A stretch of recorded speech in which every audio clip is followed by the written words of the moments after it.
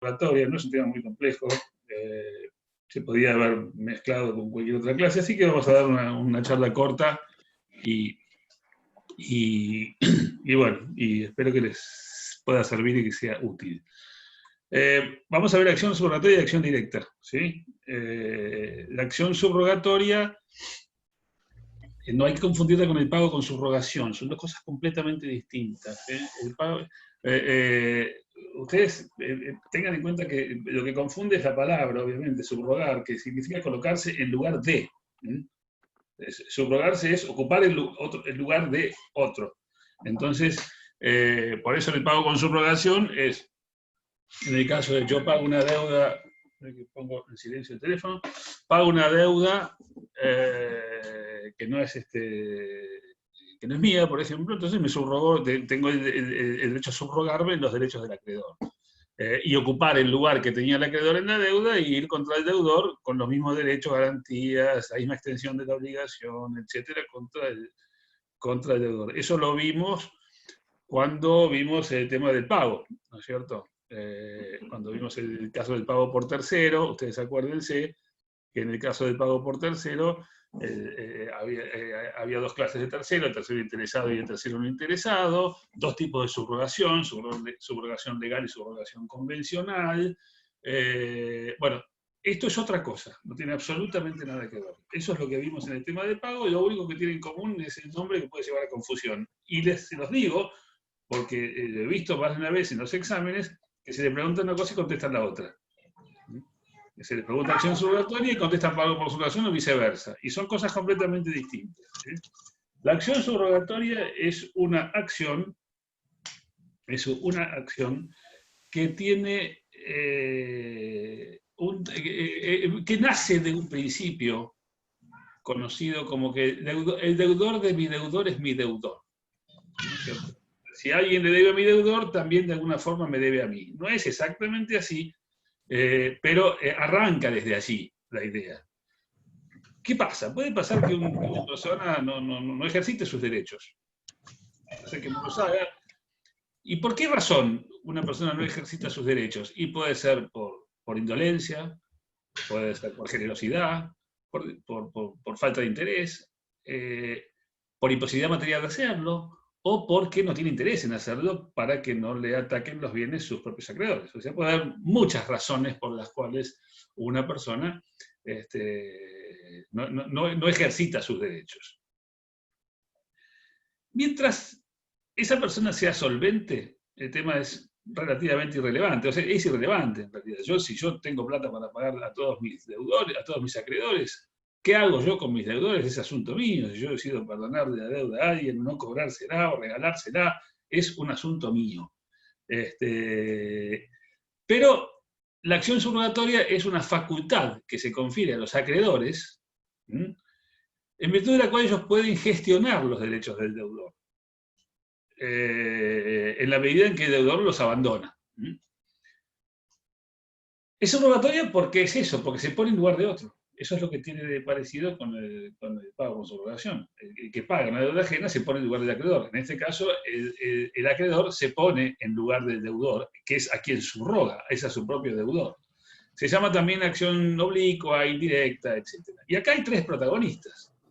El acreedor subrogante, que es el actor en un juicio, el acreedor subrogado, que va a tener que ser notificado, pero por el momento no aparece en la relación, y el tercero, que es el demandado, que es el deudor de mi deudor.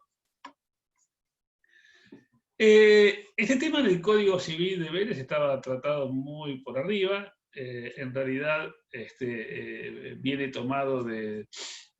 no es un tema que en el derecho romano no era conocido, lo toca Potier por primera vez, por lo menos en lo que nosotros hemos visto, que después a su vez eso pasó al Código francés, pero pasó al Código francés en un parrafito y de ahí lo tomó el Código nuestro, el 1196, cuando hablaba de los efectos de los contratos y decía que, sin embargo, el acreedor puede ejercer todas esas acciones para que su deudor que el deudor no realiza.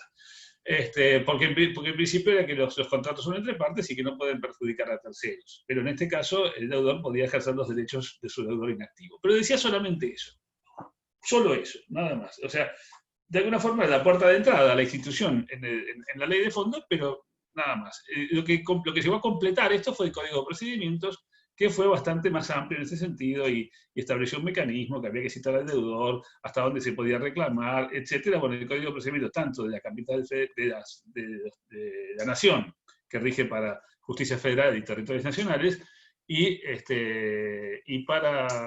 la provincia de Buenos Aires prácticamente es un código muy similar y también fue incorporada en este caso la acción subrogatoria. El nuevo código le da un tratamiento diferente, lo trata directamente, lo trata y le dedica algunos artículos, de alguna forma repite más o menos lo que decía el código de procedimientos, porque no se ha inventado nada nuevo, pero de alguna forma ha mejorado también el sistema, y ahora vamos a ver después cómo se lo trata.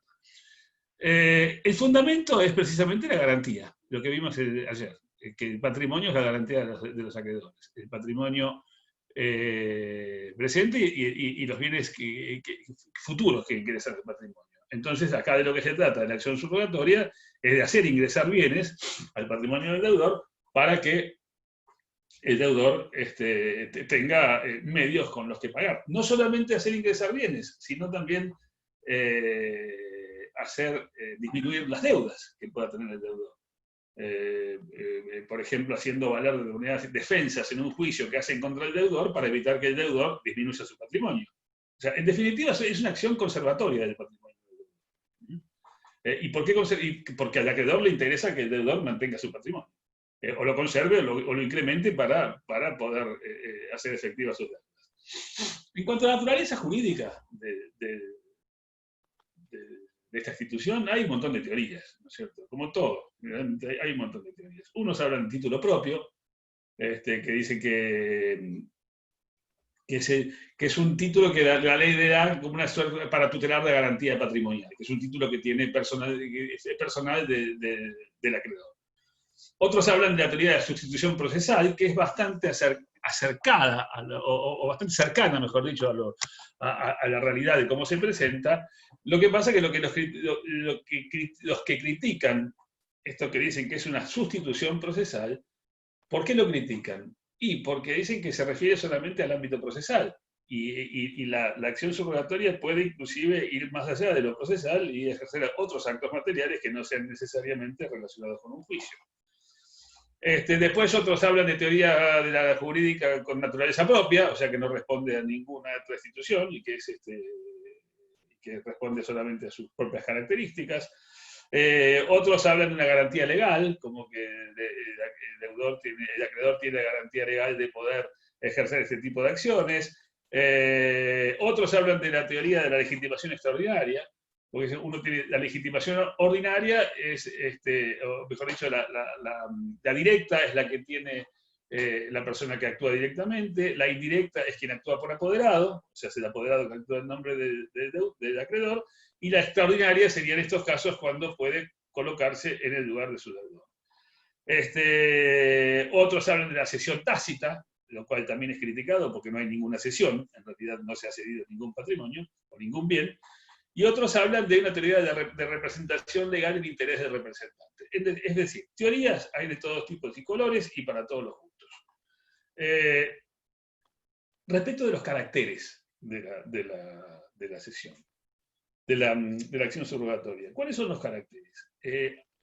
Acá se discute la primera discusión es si tiene carácter ejecutivo o carácter conservatorio la acción.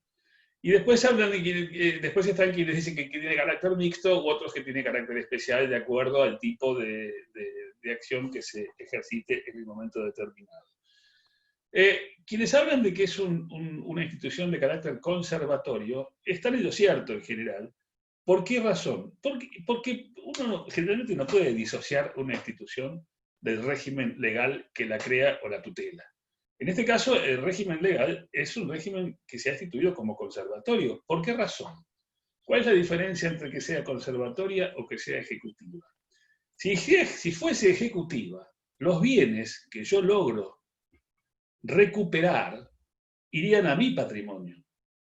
Ahí sería ejecutiva. Pero como no van a mi patrimonio, como van al patrimonio del deudor, es que entonces es una acción conservatoria, porque lo que busca es conservar el patrimonio del deudor. Hay otros que hablan de que es mixta, y dicen que no, que es categoría mixta, que es conservatoria, pero también es ejecutiva. Sí, bueno, sería fenómeno, pero no para nuestra legislación. Nuestra legislación no le da ningún derecho al acreedor subrogante, al que se subrogan los derechos de su deudor. Es decir, no le da ningún derecho especial. El tipo lo que hace es incrementar el patrimonio de su deudor, pero eso no le da un derecho mejor a otros acreedores. O sea, y los bienes entran al patrimonio del deudor. ¿Y qué hago yo si logro que los bienes entren al patrimonio del deudor? ¿Qué se supone que tendría que hacer para tener una ventaja? ¿Qué les parece que hay? Ustedes hacen una acción subrogatoria, es decir, el tipo, por ejemplo, no acepta una herencia porque no se presenta, entonces vos vas, te presentás en el juicio sucesorio, lo subrogás al acreedor, lo subrogás al deudor e incorporás un bien al patrimonio del deudor. ¿Y después qué? Conforme a todo lo que hemos visto, ¿qué haces? ¿Qué haría cualquiera de ustedes? ¿Alguno que se le ocurra algo? ¿Qué harían? ¿Lo dejan ahí? No, ir por el deudor. Claro, pero eso entra al patrimonio del deudor. ¿Y ahora? Está bien, ahora el deudor no tenía nada y ahora tiene algo. Bueno, ¿y ahora qué hacemos? ¿Lo embargás? El Lo primer embargás, embargante, doctor. lo embargás y te apurás, porque después viene otro más vivo que vos y lo embarga antes. Y resulta que vos hiciste el trabajo, vos incorporaste el bien y otro se avivó y metió un embargo. Y ustedes saben que el embargo no es un privilegio, pero genera una preferencia en favor de quien embargó primero. No es un privilegio, no hay que confundir esto, que es muy común que confundan con que el embargo genera un privilegio. No, el embargo no genera un privilegio. Lo que sí genera es una preferencia frente a otros embargantes. Si yo te embargo un bien, pero resulta que vos también le debes a la municipalidad tiene preferencia.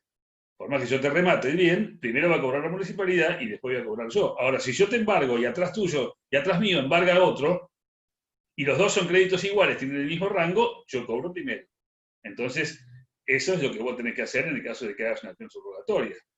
Incorporás el bien al patrimonio del deudor y automáticamente lo embargás, porque haberlo hecho no te genera ninguna ventaja frente a otros acreedores. Por eso que es conservatoria, porque simplemente conserva el patrimonio del deudor. No te da a vos un derecho especial, ni mejor, ni que el que tenías. Hiciste una actividad útil para todos los acreedores. Entonces, vos que tenés la información, que lo hiciste, apurate y meter el embargo cuanto antes para primerear a otros acreedores que si no van a verse beneficiados con lo que vos hiciste y te van a mandar al segundo plano. Entonces, los que dicen que es ejecutiva dicen que a través de ella se procuraría también el ingreso de bienes o valores al patrimonio del acreedor. Pero claro, pero no es así en nuestra ley. Por lo tanto, en nuestra ley la acción es... Después hay otros que dicen que es abstracto, que no es ni ejecutivo ni conservatorio, y si está recuperando un inmueble sería conservatorio, y si está rematando bienes del tercero demandado sería ejecutivo. Bueno, podría ser, pero bueno, por ahí no es el caso. Una de las cosas que tiene que tener en cuenta es que cuando la acción subrogatoria se ejerce sobre cosas, no sobre dinero. ¿Por qué no se ejerce sobre dinero? Porque el dinero lo embargas directamente.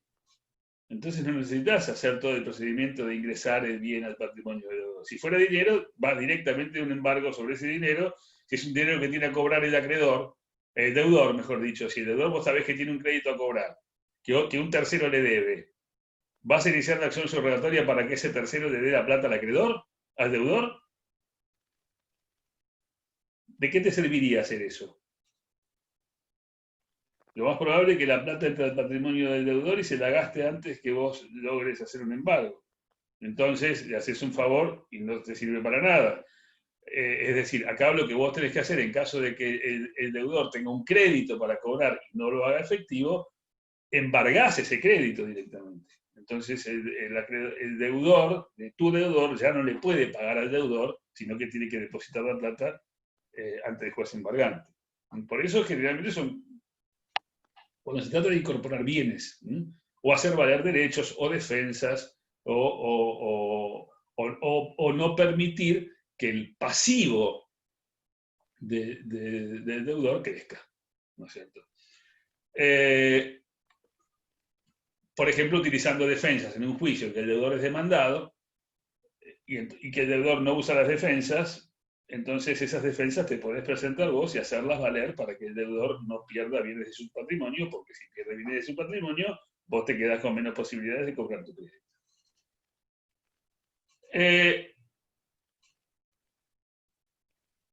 Hay otros caracteres que no son discutidos, por ejemplo, que es individual, que lo ejerce un acreedor en forma individual, que es indirecto, que es facultativo, no es obligatorio hacerlo, vos lo hacés si querés.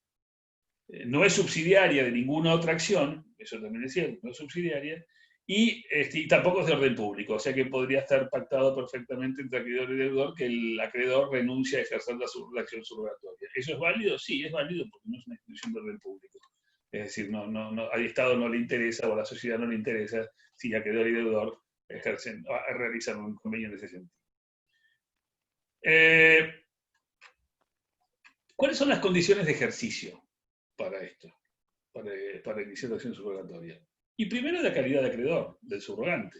El acreedor subrogante tiene que ser acreedor, tiene que tener esa calidad. Si no tiene calidad de acreedor, no puede iniciar la acción subrogatoria. Ese es el primer requisito.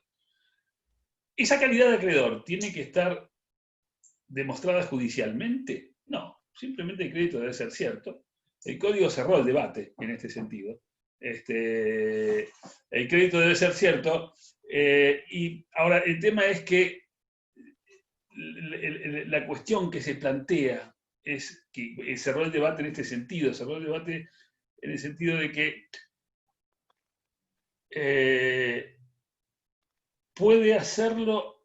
puede iniciar la acción subrogatoria un acreedor aun cuando el crédito no sea exigible. ¿Qué es un crédito no exigible? Necesito que me lo contesten a ver si saben de lo que estoy hablando. ¿Qué es un crédito que no es exigible? Que todavía no venció. Perfecto. Todavía no venció. O sea, el plazo no venció. Yo no te lo puedo exigir porque no venció el plazo. O un crédito sujeto a una condición. Tampoco te lo puedo reclamar porque la condición no se ha cumplido y puede ocurrir que no se cumpla, entonces el crédito yo no lo tenga. Acá hay dos posiciones doctrinarias fuertemente encontradas.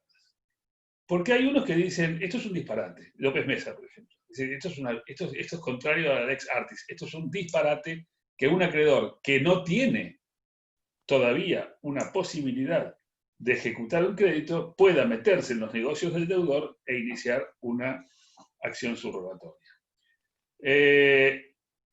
Hay otros que opinan lo contrario, porque dice justamente el más desprotegido de los acreedores es el acreedor a plazo, porque no puede hacer nada, no puede ejecutar la obligación y puede ver cómo alegremente el deudor se desprende de sus bienes y él no puede hacer nada.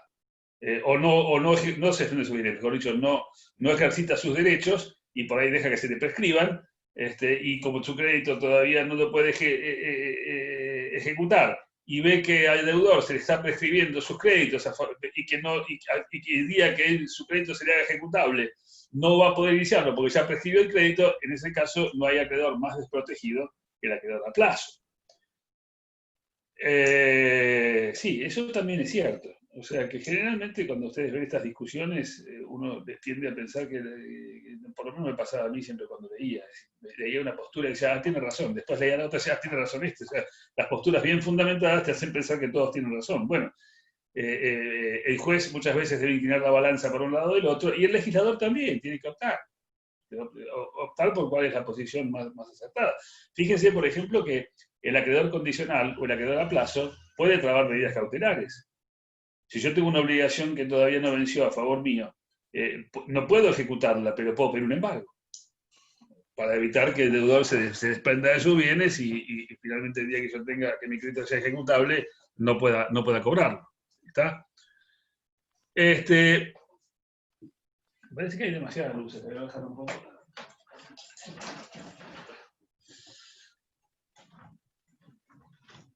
Bueno, ¿qué más? tenemos que tener entonces la calidad de acreedor subrogante, que esa ya la vimos, es decir, y no importa si seas acreedor a plazo, o acreedor de obligación no vencida, o acreedor condicional, igual ese derecho lo tenés. Y un interés legítimo. Y este es un tema clave, el interés legítimo. Porque ese interés puede estar ligado a la inactividad del deudor, a la falta de recursos del deudor, a la posible utilidad que le va a dar al accionante el ejercicio de esta vía. Y también está estrechamente vinculado con un tema que es clave acá, que es la solvencia del deudor. Porque si tu deudor es notoriamente solvente, digamos que no tenés interés legítimo en hacerlo. Simplemente tu interés en ese caso sería a veces perjudicar o perturbar los derechos del acreedor. No habría un interés legítimo si tu deudor es solvente. Inclusive, una de las formas de frenar la acción subrogatoria que tiene el deudor, ¿cuál es? Acreditar solvencia. Yo, por ejemplo, soy deudor de un tipo que no le pago porque todavía no ha vencido su obligación y no tengo por qué pagar. Y viene el tipo y me inicia la acción subrogatoria. Para que yo cobre unos honorarios de determinado asunto que yo no los quiero cobrar porque no me interesa, porque se los regalo. ¿Qué puedo hacer? Demostrar solvencia. Mire, tengo este auto, esta casa, este coso, estas cosas, estos bienes, etc. Me sobra plata para pagarle, señor, así que desista de la acción. Y bueno, y eso es perfectamente válido. Si yo acredito solvencia, se cae. ¿Se cae qué? El interés legítimo. Ya no tenés interés legítimo en hacer eso porque yo te he demostrado que tengo solvencia. Cuando llegue el momento te voy a pagar, vas a tener con qué cobrar. O sea que está demostrada la solvencia, no tiene sentido que sigas esa acción. Y respecto del deudor, los requisitos de procedibilidad es la inacción, que puede resultar de su negligencia, del ejercicio abusivo de un derecho, de la imposibilidad de ejercer el derecho. Imputable o no, no importa que sea imputable o no el deudor. Lo importante es la cuestión de fondo. Es decir, que efectivamente el deudor vea mermada su capacidad de pago y que eso es lo que a mí me preocupa como acreedor. Que el tipo no me pueda pagar, independientemente de que él sea culpable, no culpable, doloso, no doloso, no importa. Lo cierto es que su patrimonio se está viendo perjudicado porque no activa sus créditos. Entonces, en ese caso, ahí es donde yo puedo actuar. Tiene que haber una situación de peligro, de riesgo para el patrimonio del subrogado. Esa es una cuestión discutida, pero en general yo creo que es aceptada. Tiene que haber una situación de riesgo, por lo menos más que riesgo para el patrimonio, riesgo para mi cobro, riesgo para mí como acreedor de que eso no lo pueda hacer efectivo. La ley te habla de la citación del deudor. Que está, vamos a buscar los artículos. Fíjense que el 739 dice lo que yo les había dicho hoy, el acreedor de un crédito cierto, exigible o no. Ahí es donde López Mesa pone el grito en el cielo y dice, ¿cómo exigible o no? Tendría que ser exigible. Bueno, no.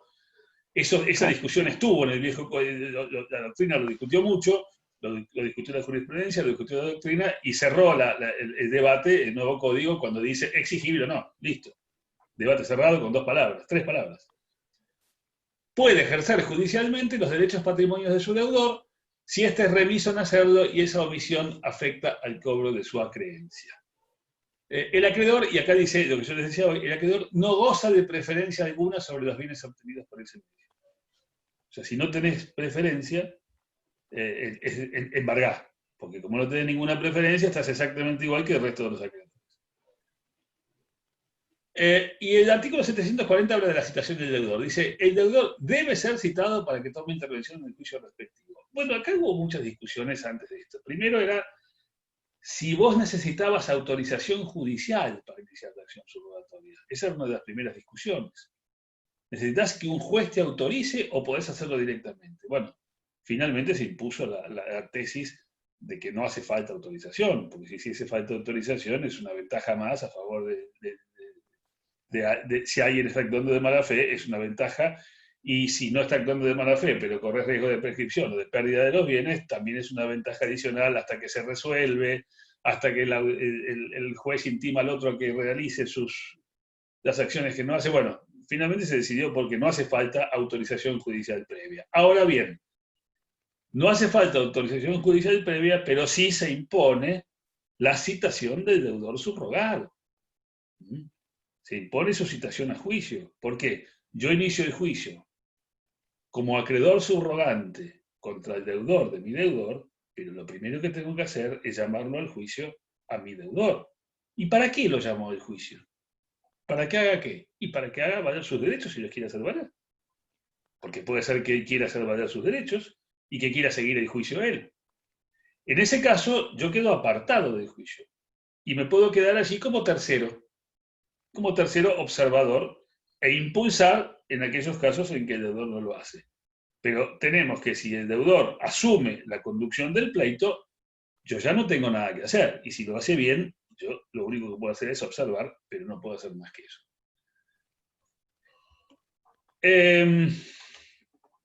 Eso estaba también en el Código de Procedimientos. Que decía que el deudor, que lo que podía hacer el deudor citado, que era formular oposición, fundada en que ya puso la demanda, o en que es improcedente la acción porque acredita su solvencia, por ejemplo, bueno, para empezar podía decir, esto no corresponde, o no, ¿por qué? Porque la acción es improcedente, o porque yo soy solvente y no corresponde. O podía meter él la demanda, en cuyo caso se considera él como actor, y el juicio seguiría con el deudor, mi deudor, contra su deudor. Y en ese caso yo me quedaba como un tercero. Eso es lo que explicaba, lo que decía el Código de Procedimientos, lo que sigue diciendo. No es que lo ha dejado de decir, sigue diciendo eso, lo que pasa es que, bueno, ahora está la ley de fondo que lo reglamenta. Después dice que el 741 dice cuáles son los derechos excluidos.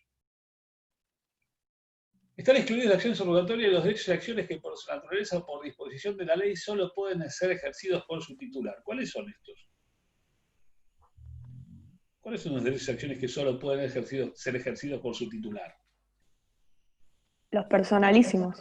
Los personalísimos, por ejemplo. Exactamente.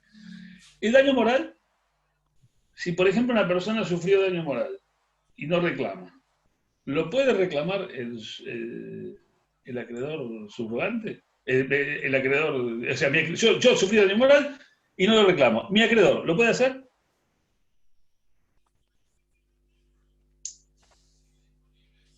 No. ¿Por qué? ¿No era que el daño moral estaba excluido de la garantía? Bueno, además de ser un daño personal, de ser personalísimo, derecho personalísimo, está excluido de la garantía. Si está excluido de la garantía, lo que yo reciba, no puede, eso no se puede embargar. Lo que sí dicen los autores, algunos, es que sí podría reclamarse, no, ya que depende de la persona que fue injuriada. No es que dependan, o sea, está bien, lo que pasa es que Matías, no es que dependan, es que justamente hay doble razón. Primero, que es un derecho personalísimo y están excluidos, porque lo dice la ley. Los que por disposición de la ley solo pueden ser ejercidos por su titular, y porque además el producido de un daño moral sería inembargable. Algunos dicen que sí se puede respecto de los daños materiales. Yo acá hay una distinción que los autores no hacen en general. La distinción sería si el daño es a los bienes o es a la salud. Porque fíjense que los créditos o las indemnizaciones por daños a la salud tampoco son embargables. Si son embargables no pueden ser objeto de acción subrogatoria. Así por lo menos yo, y creo que debería ser así. Después dice los derechos y acciones sustraídos de la garantía colectiva de los acreedores. Bueno, en este caso encontraríamos justamente este tipo de derechos y acciones, los daños a la salud, el daño moral, etc. Y las meras facultades, excepto que de su ejercicio puede resultar una mejora en la situación patrimonial del deudor. ¿Qué son las meras facultades? ¿Qué son las facultades que el deudor, que mi acreedor no podría ejercer en lugar mío? Las verdaderas facultades. ¿Verdaderas? No, meras facultades. ¿Qué serían meras facultades? ¿Qué les parece que puede ser? Las que las puede hacer ¿Decisión? solamente el deudor. Sí, bueno, pero ¿cuáles son? Porque ahí te está diciendo, las meras facultades que solamente pueden ser ejercidas por el deudor, excepto que sea sido por persona mejor. Y digamos, no puedo subrogar a mi deudor para que haga un contrato con otra persona, por ejemplo. Por ejemplo. Exacto. Como tampoco lo puedo subrogar a que edite un libro. lo tiene escrito o tiene una canción compuesta y no la quiere largar, no la quiere editar porque no le gusta como el estribillo. Claro. No lo puedes obligar a que la publique, porque esa canción va a ser plata y con esa plata él me va a pagar a mí. Esas son meras facultades, que dependen del deudor y puede ejercerlos o no. Eso responde a su voluntad. En un juicio, las simples facultades, que es esto, publicar obras artísticas, contratar, no la cuestión de aceptar una herencia, que también es una facultad, eso es distinto. Aceptar una herencia o legado es una facultad, pero en este caso sí sería posible.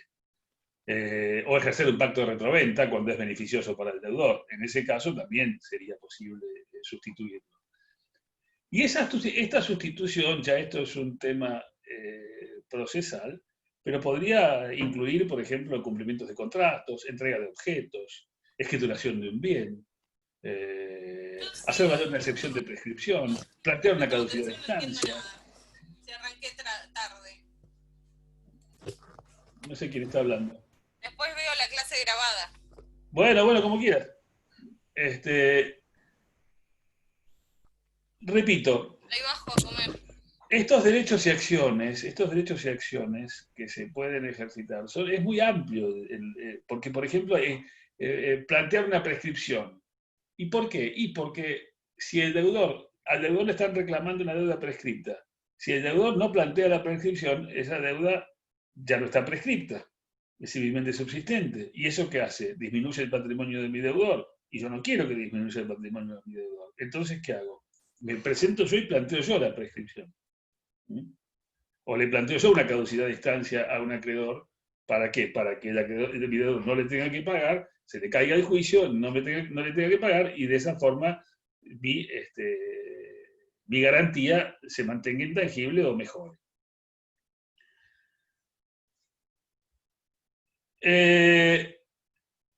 La doctrina plantea como un caso dudoso la indemnización de daños materiales, que es como yo les decía, es un caso dudoso. Para mí, la indemnización por daños a la salud, simplemente porque es inembargable. Entonces, si no me lo pueden embargar, tampoco pueden obligarme a iniciar esa acción. O la acción de nulidad relativa, que solamente beneficia al titular. Son otras acciones que podrían ser discutibles. ¿Cuáles son los efectos de la acción subrogatoria? Acá tenemos que distinguir que acá tenemos tres figuras. La figura del acreedor subrogante, la figura del deudor subrogado y la figura del tercero. Primero, por poner un orden cualquiera, entre acreedor y tercero.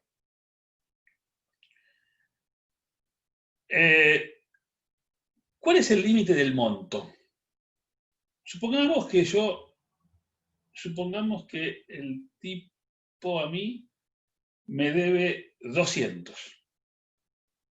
Y a su vez, el deudor, a mi deudor, le debe 1000. ¿Por cuánto iría mi acción? Por 200. Por lo que le corresponde. ¿Y por qué lo que ¿Le corresponde a mí? Por los 200 que le corresponde. ¿Y a dónde va la plata? Y le vuelve al deudor. Entonces, el resto le pertenece al deudor. Es que, perdón. Estamos confundiendo una cuestión. Habíamos dicho que la acción no es ejecutiva, que es simplemente conservatoria. Yo no me llevo los 200. Va al patrimonio del Esos deudor. 200 van al patrimonio Además, olvídense que no es dinero, porque si fuera dinero lo embargo directamente. Esto es un bien, ¿cierto? En general es un... No. El crédito, el reclamo, si yo me pongo en lugar de mi deudor, yo tengo que reclamar todo el crédito. Si me pongo en lugar de mi deudor, lo que yo tengo que hacer es acrecentar el patrimonio de mi deudor. Y si yo lo que voy a hacer es acrecentar el patrimonio de mi deudor, yo simplemente tengo que demostrar mi condición de acreedor. El monto no importa. O sea, el monto que vale es el monto que mi deudor tiene para cobrar a su deudor. Ese es el monto por el cual procede la acción. La deuda, si yo voy a ocupar el lugar de mi deudor, pues tengo que actuar como actuara él. ¿Y cómo actuaría él? reclamando la totalidad. Entonces, en ese caso, en la acción subrogatoria, el monto está relacionado con la deuda entre mi deudor y el tercero, no con mi deuda con el deudor, con mi deudor. Claro. Por otro lado,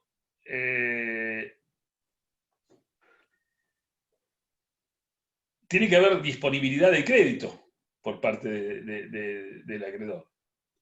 Es decir, el acreedor tiene que tener un crédito, disponible contra su deudor para poder ejercer esta acción. ¿Y qué defensas tiene el deudor, el tercero demandado, mejor dicho? ¿Qué defensas tiene?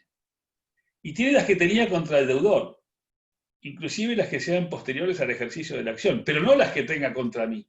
Si tiene algo conmigo es completamente diferente. El tipo va a hacer valer las defensas que tiene contra su deudor, porque es como si lo estuviese demandando su deudor. ¿Mm?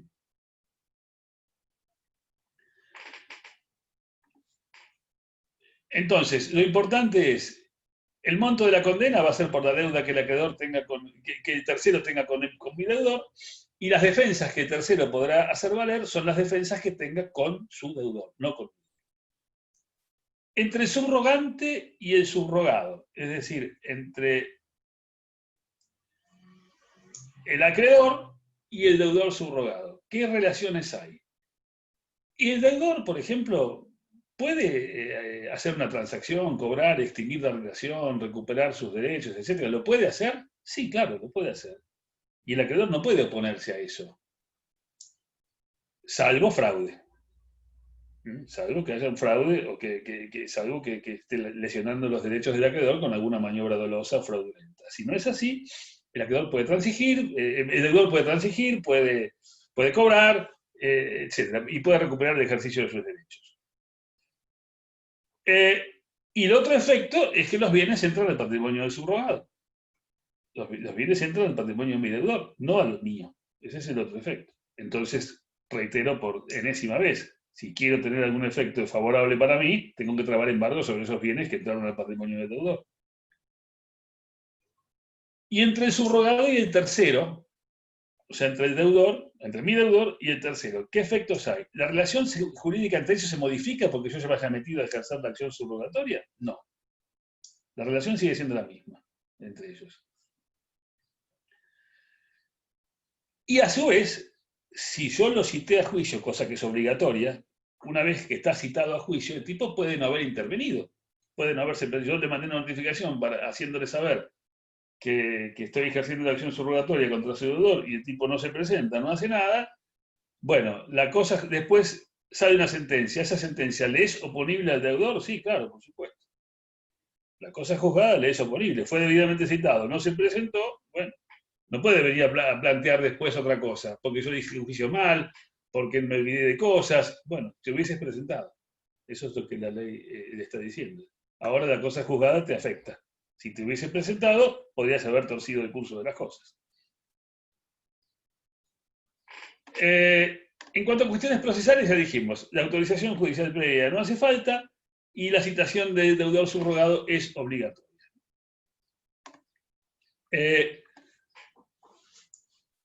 Eso es en cuanto a acción subrogatoria. ¿Y qué es la acción directa? ¿Qué es la acción directa? Fíjense que la tienen en los artículos 736 a 738. Es interesante cómo está estructurada la acción directa. Dice que es la que tiene, es algo completamente distinto a la acción directa a la acción subrogatoria. Tiene algún parecido, pero es ontológicamente diferente. ¿Por qué razón? Primero, porque la acción directa me beneficia a mí directamente. Ya lo que entra no va al patrimonio del deudor, va a mi patrimonio. Pero lo importante, lo que tienen que tener en claro, es que la acción directa es de carácter excepcional.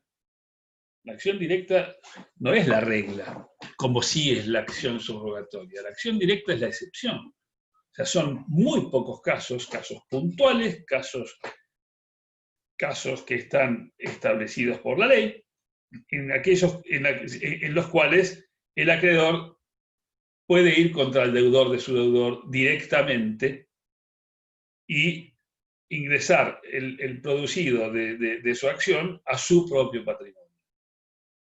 Si no fuese una cuestión de excepción, nadie iría por acción subrogatoria. Sería una estupidez. ¿Para qué vas a iniciar acción subrogatoria si puedes ir por la directa y lo que entra lo llevas directamente a tu patrimonio? No, es que la acción subrogatoria, la acción directa la tenés en muy pocos casos. La tenés en casos muy puntuales, en casos de subcontratos, en casos muy puntuales. Si no, no tenés acción directa. No podés ir contra el deudor de tu deudor y llevarte el dinero vos o llevarte el producido a tu patrimonio. Fíjense que la acción directa, dice 736, es la que compete al acreedor para percibir lo que un tercero debe a su deudor, hasta el importe del propio crédito. Acá ya cambiaron las cosas. Entonces la acción directa, en este caso, no es por lo que el deudor le debe a mi deudor, sino que el límite también está en lo que me deben a mí. Yo no puedo reclamar al deudor de mi deudor más de lo que mi deudor me debe, a mí. Si mi deudor me debe 100 y a su vez a mi deudor, el subdeudor, le debe 300, yo no puedo ir por 300 y meterme los 300 en el bolsillo. Eso es un disparate. Entonces lo dice muy claro el código. Hasta el importe del propio crédito. El acreedor la ejerce por derecho propio. Otra diferencia. ¿Por qué? Porque en la acción subrogatoria vos vas por un derecho ajeno. Vos te colocás en lugar de... Acá vas por derecho propio. Y en su exclusivo beneficio. O sea, no beneficia al patrimonio del deudor, ni beneficia a los demás acreedores del deudor, me beneficia a mí. Tiene carácter excepcional, acá lo dice, es de interpretación restrictiva y solo procede en los casos expresamente previstos por la ley. Ese párrafo es clave. Las tres cosas que dice: carácter excepcional, interpretación restrictiva y solo procede en aquellos casos expresamente previstos por la ley. O sea que si la ley no te lo dice, no la tenés, esa acción. Después dice el 737, requisitos de ejercicio. El ejercicio de acción directa por el acreedor requiere el cumplimiento de los siguientes requisitos. Primero, un crédito exigible del acreedor contra su propio deudor. Otra diferencia. Acuérdense que en la acción subrogatoria el crédito podía no ser exigible, podía ser condicional, inclusive, y la acción subrogatoria la tenías igual. En este caso no. En este caso tenés que tener un crédito exigible contra el deudor. Una deuda correlativa exigible del tercero demandado a favor del deudor. O sea que tiene que haber una correlación entre la deuda, el crédito que yo tengo contra mi deudor y el crédito que mi deudor tiene contra su deudor, contra el subdeudor. Homogeneidad de ambos créditos entre sí. Los créditos deben ser homogéneos. Dinero, dólares, qué sé yo, vacas, pero deben ser homogéneos. Ninguno de los dos créditos debe haber sido objeto de embargo anterior a la promoción de la acción directa. Claro. ¿Por qué? Porque si resulta que el deudor de mi deudor, vino otro acreedor y embargó el crédito, y no puede pagarme a mí. Yo no puedo hacer la acción directa porque ese crédito está embargado. Entonces, sea cualquiera de los dos, fíjese, ninguno de los dos créditos debe haber sido objeto de embargo anterior a la promoción de la acción directa. Y citar al deudor a juicio. Este es un requisito de procedibilidad también, citarlo para que haga valer sus derechos eventualmente. Pero en este caso no puede oponerse ni tomar las riendas como en el caso de la acción subrogatoria. Y hay un último artículo que es el 738 y dice los efectos de la acción directa. Fíjense que acá también tenemos diferentes efectos respecto de la acción subrogatoria. Dice: primero, la notificación de la demanda causa el embargo del crédito a favor del demandante. Quiere decir que, habiendo notificado la demanda, ese crédito que mi deudor tiene contra su deudor ha sido embargado por mí. Es decir, no es que tenga efecto frente a los demás, ni frente a terceros, nada. El efecto es frente a mi deudor. O sea que mi deudor ya no lo puede percibir ese crédito porque ya está embargado. El reclamo, con lógico criterio, dice la ley, solo puede prosperar hasta el monto menor de las dos obligaciones. Es lógico, acuérdense como le decía yo hoy. Yo tengo 200 y a su vez el deudor le debe a mi deudor 1000, yo puedo ir por 200. Al revés, a mí me deben 1000, pero el deudor le debe a mi deudor 200, no le puedo reclamar 1000 al subdeudor, porque si debe 200 al deudor, no le puedo reclamar más de lo que él debe. El límite, siempre el límite es el menor, sea cual sea. Después dice, el tercero demandado puede oponer al progreso de la acción todas las defensas que tenga contra su propio acreedor y contra el demandante. Otra diferencia con la acción subrogatoria. En la acción subrogatoria, el deudor de mi deudor, podía oponer contra mí, que soy el acreedor subrogante, las defensas que tenía contra el deudor subrogado, no las que tenga contra mí, porque yo no soy parte de realidad. O sea, soy y no soy. Pero la discusión está centrada en el crédito que el deudor tiene que mi deudor tiene con su deudor, a su vez. Es entre deudor y subdeudor. El problema es entre ellos, y las defensas son las que tengan entre ellas. Las defensas que tenga contra mí son irrelevantes y no las puede... supongamos que a su vez yo le debo al subdeudor. Bueno, en ese caso no puede oponer esas defensas. Pero si se trata de acción directa, sí. Acá es distinto. En la acción directa, el subdeudor, para tomar un caso fácil de acción directa, tomen el caso del ejemplo, que sería el ejemplo más sencillo, el ejemplo de un sublocatario. Por ejemplo, yo le alquilo un departamento a una persona y esa persona a su vez alquila una habitación o un departamento o subalquila el departamento. Entonces, mi deudor, ¿quién es? El inquilino. Y el subdeudor es el inquilino del inquilino. Entonces yo tengo acción directa contra el subinquilino. Ese es para tomar un ejemplo de la vida práctica, de la vida real, práctico y fácil, que hace entender más este asunto. Entonces, si el subinquilino le debe 1000 al inquilino, pero el inquilino me debe a mí 200, yo puedo ir por 200. Y si me debe 1000 a mí el inquilino, pero a su vez el subinquilino le debe 200, no puedo ir por más de 200, porque es el límite a su vez que tiene que hay entre los subdeudores, entre deudor y subdeudor. Con ese mismo criterio, las defensas que tenga contra mí, también las puede hacer valer. Si tiene defensas contra mí, si tiene algo contra mí, las puede hacer valer, porque yo en este caso lo estoy atacando directamente a su patrimonio, y puede hacer valer las defensas que tenga contra el deudor, que es su acreedor, y contra mí, que soy el acreedor subrogante. El monto percibido va directamente a mi patrimonio, lo dice el inciso D, el monto percibido por el actor ingresa directamente a su patrimonio. Acá tenés otra diferencia, no necesitas embargar como en el otro caso, porque lo que obtenés va directamente a tu patrimonio. Y el deudor se libera frente a su acreedor en la medida en que corresponda en función del pago efectuado por el demandado. O sea, que si yo fui contra el subdeudor y el subdeudor me pagó 200, pero el deudor me debía 1000, ¿cuánto me debe ahora el deudor? Un cálculo muy sencillo. 800. 800, bueno, está bien, bueno, claro, perfecto, 800. O sea, se liberó en la proporción en que yo cobré, porque mi crédito, yo cobré parcialmente y está liberado frente a mí. De esa forma vemos mientras hemos ido viendo la institución, hemos ido viendo en paralelo cuáles son la comparación entre la acción subrogatoria y la acción directa. La acción directa es derivada de subcontratos. Los artículos son los 1069 a 1072, lo van a ver cuando estudien la parte de subcontratos. No se los voy a dar ahora porque es bastante complejo el tema y es más un tema de... Pero no vendría mal que los lean ¿cómo se llama? Atentamente, y vean cómo se aplica la acción directa en estos casos.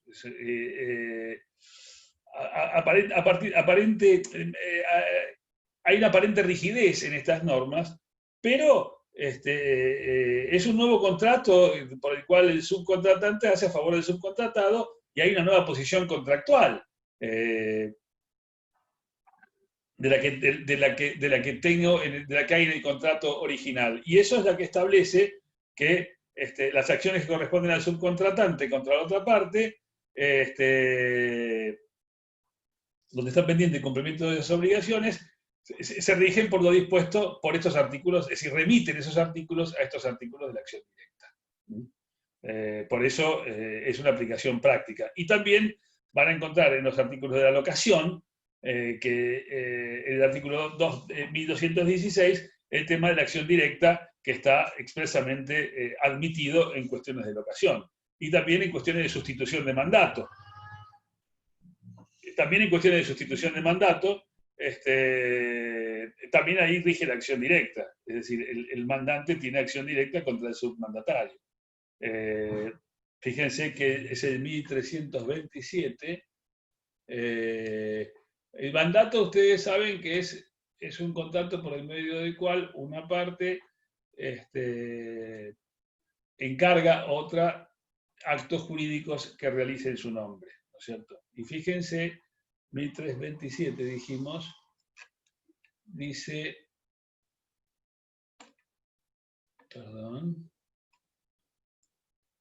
dice así: sustitución del mandato, porque el mandato puede ser sustituido. Porque el mandato es el típico contrato que hay entre un cliente y un abogado, ¿no es cierto?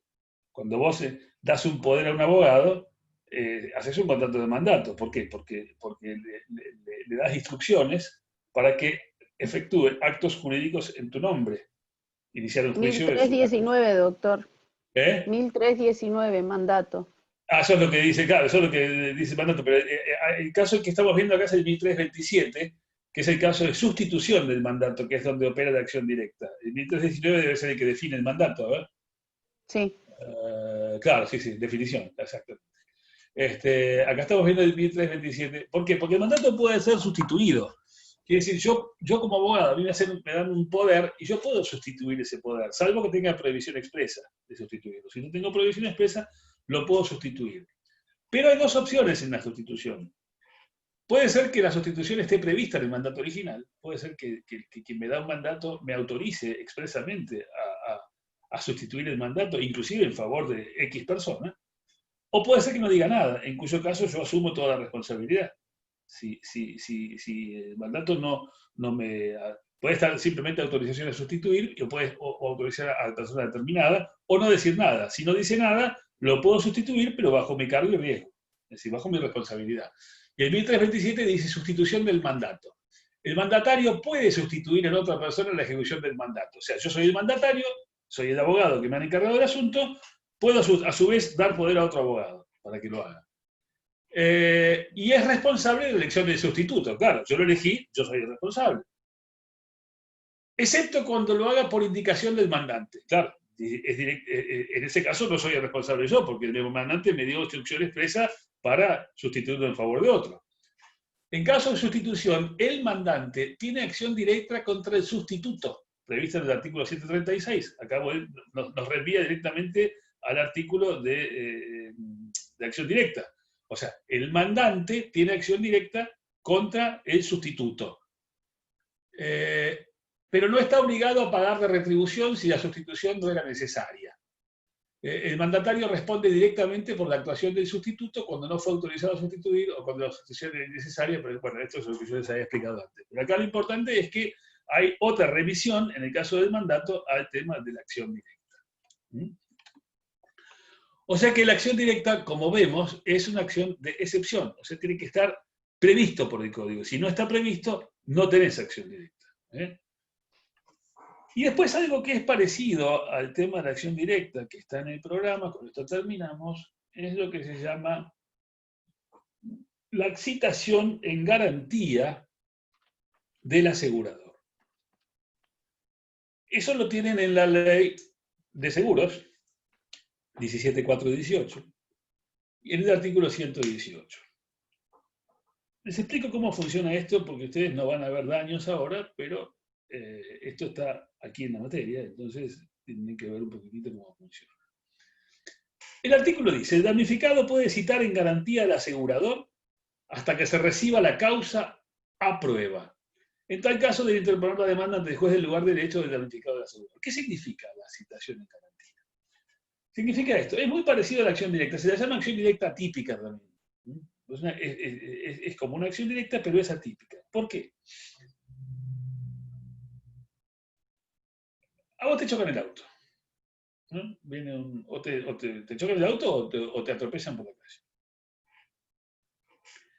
¿Quién es el responsable? ¿Quién es el responsable? ¿A quién vas a demandar por daños y perjuicios? ¿A la aseguradora? No, perdés el juicio. Si vos, justamente eso es lo bueno que aprendan esto, porque si vos demandás a la aseguradora del tipo, perdés el juicio. Porque no tenés acción directa contra la aseguradora, tenés una acción directa atípica. O sea, tenés lo que se llama citación en garantía, que no es lo mismo que acción directa. Entonces vos tenés que demandar al que te chocó, al dueño del auto, al asegurado, etc. Vos tenés que demandar los legitimados pasivos que vos tenés son el conductor y el titular del auto. Puede ser la misma persona o puede ser personas diferentes. Pero esos son a quien vos tenés derecho a reclamar. ¿Y el seguro? Bueno, vos tenés derecho como víctima, y si no lo haces vos, tiene derecho a hacerlo el asegurado, es citar en garantía a la compañía aseguradora. Esa citación en garantía hace las veces de como si fuera una demanda. Es como si lo demandaras. Porque es lo mismo. Es decir, la citada en garantía en un juicio asume esa calidad como citada en garantía, pero es la calidad de demandado. O sea, la sentencia le es oponible, si dictan sentencia la tiene que pagar también, en los términos del seguro, etc. Pero el seguro es efectuado entre el titular del vehículo, un tercero que también lo puede hacer, y la compañía de seguros. Es un contrato del cual vos, como víctima, sos ajeno. O sea, vos no sos parte de ese contrato, pero ese contrato está hecho para cubrir la responsabilidad civil del autor. Entonces, tenés ese derecho de citar a la aseguradora al juicio.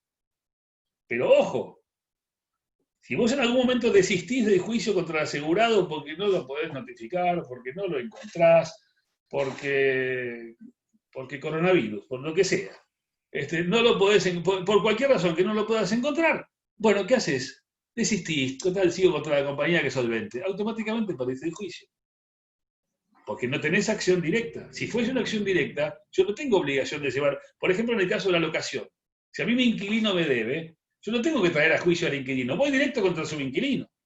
Esa acción, y no tengo que traer a juicio al inquilino. Sí, lo tengo que traer porque la ley me pide en el momento que lo tengo que citar, pero no es un requisito de procedibilidad. En este caso yo no puedo ir directamente contra el asegurado. Lo tengo que citar en garantía para que el día de la condena condenen al autor y a su asegurador por el contrato de seguro. La responsabilidad es extensible al asegurador por haber firmado un contrato de seguro y haber garantizado los daños que ese conductor o que se van a causar con ese vehículo. Porque en definitiva, el contrato entre el asegurador y el asegurado es un contrato por medio del cual el asegurador garantiza al asegurado su indemnidad. Es decir, que si causa un daño con ese auto, a él no le va a costar un peso. Que va a salir indemne porque ese gasto o esa indemnización la va a asumir la aseguradora. Claro, los autores más modernos y en otros países también ya la tendencia es que en realidad esto no es un simple contrato entre privados, sino que cumple una función de solidaridad social y cumple una función mucho más importante que trasciende largamente la relación contractual entre asegurado y asegurador. Porque, bueno, acá en Argentina, por ejemplo, si el asegurado no paga sus primas de seguro o maneja borracho o cosas por el estilo, la compañía de seguros puede llegar a zafar. ¿Por qué? Porque el tipo no está al día en los pagos, o por culpa grave del asegurado, y en ese caso el asegurador quedaría liberado de responsabilidad. Cosas que en otros países no existen. ¿Por qué? Porque el seguro tiene otra función. Defensas tales como falta de pago de primas en otros lados no existen. Arreglar, o sea, no pagaste las primas. Ok, yo pago la indemnización y después te la reclamo a vos, que no me pagaste las primas, pero la víctima queda cubierta. Bueno, eso es lo que pasa en otros lados, y aquí todavía eso no, porque todavía es como que se privilegiara el negocio del seguro. Es decir, ¿por qué razón eso no forma parte de la ley? No sé, pero ya que si el seguro es obligatorio, es obligatorio. O sea, no podés circular sin seguro, y no podría haber defensas tales como falta de pago o etc. En fin, son criterios, y bueno, y tarde o temprano llegarán aquí como están en otros lados, como también en otros lados tienen fondos de garantías. Las mismas aseguradoras hacen un fondo de garantía para casos de víctimas donde no se puede ubicar al responsable. O sea, para que nadie se quede sin indemnización, como pasa aquí en muchos casos, que te atropella un auto sin seguro o alguien que se raja y no lo encontrás, y no le tomaron la patente, y al final no sabes quién te causó el daño. Bueno, en otros países tienen previstas esas situaciones.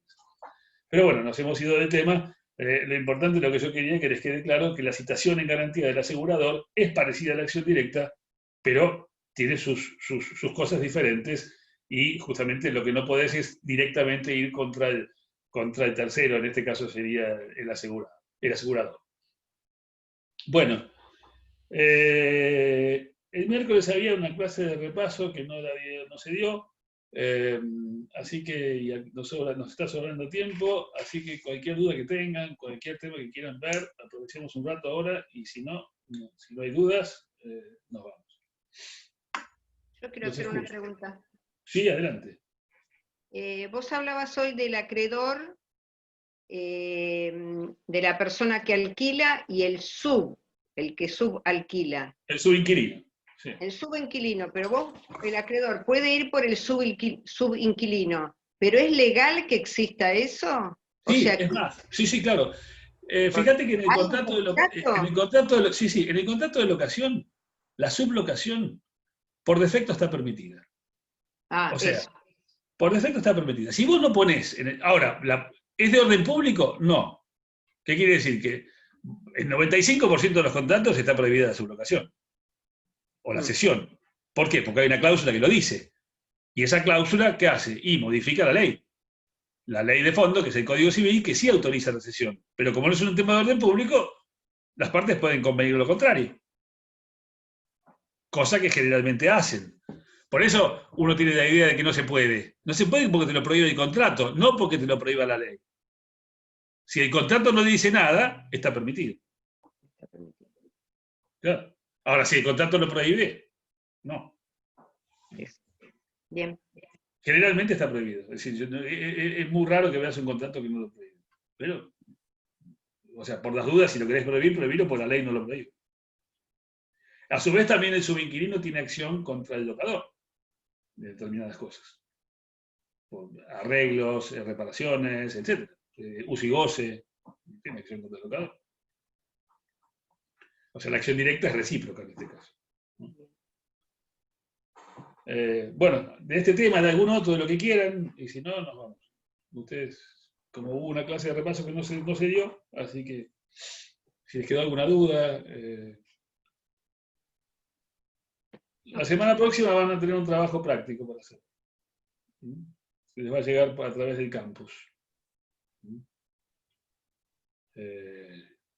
Que bueno, ya lo vi, y está bien, es un lindo trabajo. Así que, bueno, no sé qué tiempo les darán por hacer. No, estamos saliendo lo mismo, si no es aburrido. No es otra cosa. Bueno, ¿alguna duda, algún tema que quieran ver, algo que les haya quedado colgado? Y si no, nos vemos en la próxima. No, nada. No sé. Encontrar Yo sí tengo una. que dice la ley, que son de acción directa. ¿Cómo? La acción directa está, o sea, en la ley, ¿cuáles son las acciones que se puede hacer por acción directa? ¿Cuáles son? Y los casos de subcontratos, y específicamente que la ley en estos casos te dice locación y mandato. Y después todos los casos de subcontratos que dicen los artículos 1760 y... No, 1100, 1079, creo, no me acuerdo los números de artículos. ¿No? Ya te digo.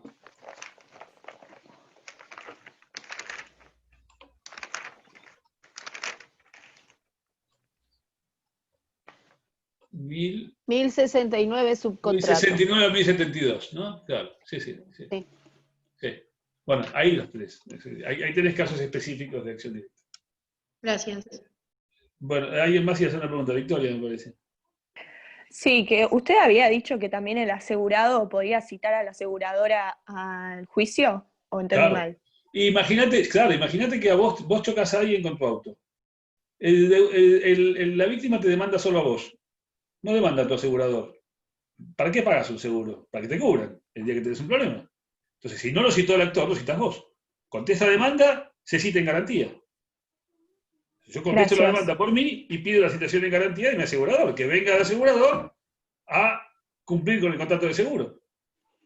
Lo que pasa es que es una facultad que tiene las dos partes, por si vos no lo hicieras.